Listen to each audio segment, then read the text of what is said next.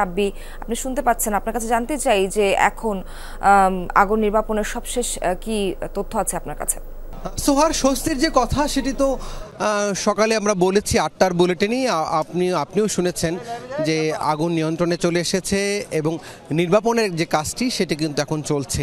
নির্বাপনের কাজটি অনেক দীর্ঘ সময়ের কাজ এবং সেটি 1 ঘন্টা বা 2 ঘন্টায় হয় না, অনেক সময়ের প্রয়োজন এবং নিশ্চয়ই ফায়ার সার্ভিসের যে মিডিয়া সেল, সেই সেলের মাধ্যমে আমরা নির্বাপনের যে সঠিক সময়টি সেটি আমরা আপনার মাধ্যমে দর্শকদের জানাতে পারবো। এখন যেহেতু 9টা বাজে, সচিবালয়ের প্রত্যেকটি দপ্তরের কার্যক্রম শুরু হয়ে যায়।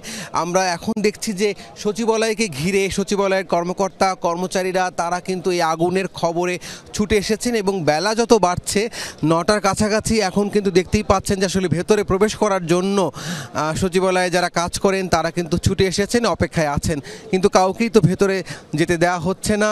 আগুন পুরোপুরি নির্বাপন না হওয়া পর্যন্ত কাউকেই ভেতরে ঢুকতে দেওয়া হবে না, সেই তথ্যটি কিন্তু আমরা জানি।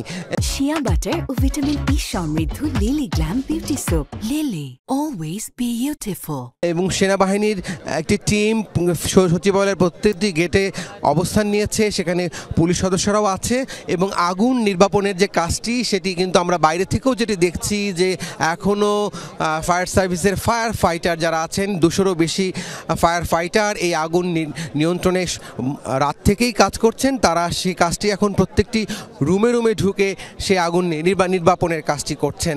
আর সোহার, আমরা সবশেষ যে তথ্যটি ফায়ার সার্ভিস থেকে বলা হয়েছে যে তাদেরই 2জন কর্মী, একজন অনস্পট মারা গেছেন সড়ক দুর্ঘটনায় এই আগুন নেভাতে গিয়ে, আগুন নেভানোর কাজটি করতে গিয়ে, এবং এছাড়া আরও একজন ফায়ার ফাইটার কর্মী আগুন নেভাতে গিয়ে আহত হয়েছেন, যদিও তিনি প্রাথমিক চিকিৎসা নিয়ে কিন্তু ফিরে গেছেন।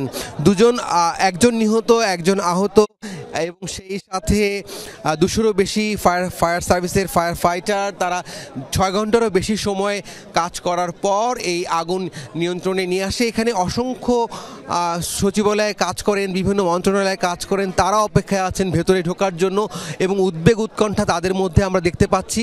একটু জানতে চাইবো তাদের কাছ থেকে, আপনারা কখন জেনেছেন যে সচিবালয়ে আগুন লেগেছে? আমরা জেনেছি রাত 1টার দিকে, 1টায়।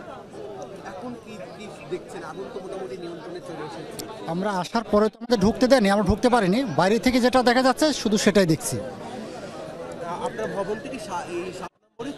না না, আমি পরিবেশ, বন ও জলবায়ু পরিবর্তন মন্ত্রণালয়, আমার 6 নম্বর ভবন। জি জি। আগুন তো শুধু ছাতের আগুনই তো বিভিন্ন ফ্লোরে ছড়িয়েছে যা দেখা যাচ্ছে আর কি, যা ফায়ার সার্ভিস থেকে বলা হয়েছে। অন্যান্য ভবন তো অক্ষত আছে, কি শুনেছেন আপনারা? আমরা আসলে দেখছি আর শুনছি, কিন্তু এর বাইরে সঠিকটা কিছু বলতে পারি না, জানিও না সঠিকটা। অনেকক্ষণ ধরে দাঁড়িয়ে আছেন, আজকে তো অফিস কালকে বন্ধ ছিল, বন্ধের দিনে এরকম সচিবালয়ে আগুন এবং সে আগুনে পুড়ে গেছে বহু বেশ কয়েকটি কক্ষ, কি মনে হয় আপনার? এটা এখন আসলে আমি সকালবেলা যখন উঠছি আমাকে বাড়ি থেকে ফোন দিচ্ছে যে টিভিতে খবর দেখতেছে যে সচিবালয়ে আগুন লাগছে। তো এটা আসলে এখন সঠিকভাবে তদন্ত করা ছাড়া কিছু বলা যাচ্ছে না, যেহেতু এখানে বিভিন্ন ধরনের ফায়ার সার্ভিসের কর্মীরা আছে, তারা আগুন মোটামুটি নিয়ন্ত্রণে আসছে প্রায়। তো আমরাও এই কিছুক্ষণ আগে স্টাফ গাড়িতে করে আমরা সবাই আসছি, এখন কাউকে ভিতরে ঢুকতে দেওয়া হচ্ছে না। তো এটা রাষ্ট্রীয় ব্যাপার, সঠিকভাবে তদন্ত করবে রাষ্ট্র, তখন বোঝা যাবে যে আসলে এটা যদি কেউ ষড়যন্ত্র করে থাকে তাও সেটাও আসবে, আর যদি কোনো শর্ট সার্কিট বাইরে থাকে সেটাও আসবে, সেটা সঠিক তদন্তের মাধ্যমে সেটা তদন্ত হলেই পরিষ্কার জানা যাবে।